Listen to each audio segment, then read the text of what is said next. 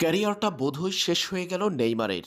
বিশ্বকাপে ব্রাজিলের স্কোয়াডে নেইমার জুনিয়রের ডাক পাওয়া হবে কিনা এটা নিয়ে যখন চলছিল আলোচনা, তখন কিনা বিশাল এক নিষেধাজ্ঞার মুখে পড়তে হয়েছে তারকা এই ব্রাজিলিয়ানকে।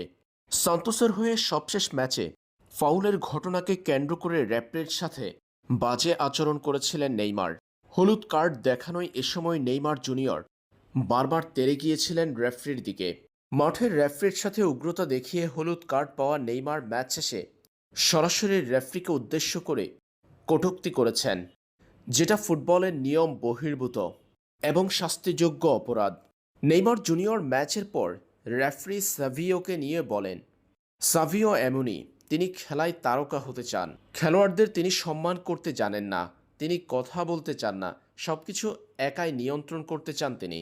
রেফারি মাঠে তারকা হতে চান বলে এমন মন্তব্য করে কটূক্তি করার পর নেইমার জুনিয়রকে এখন পড়তে হতে পারে 12 ম্যাচের নিষেধাজ্ঞায়। শুরুতে 2 ম্যাচের নিষেধাজ্ঞার কথা শোনা গেলেও এখন একাধিক সংবাদ মাধ্যমের তথ্য বলছে 12 ম্যাচের জন্য নিষিদ্ধ হতে পারেন নেইমার জুনিয়র। আর তা হয়ে থাকলে ক্যারিয়ারটা বোধহয় এখানেই শেষ নেইমারের।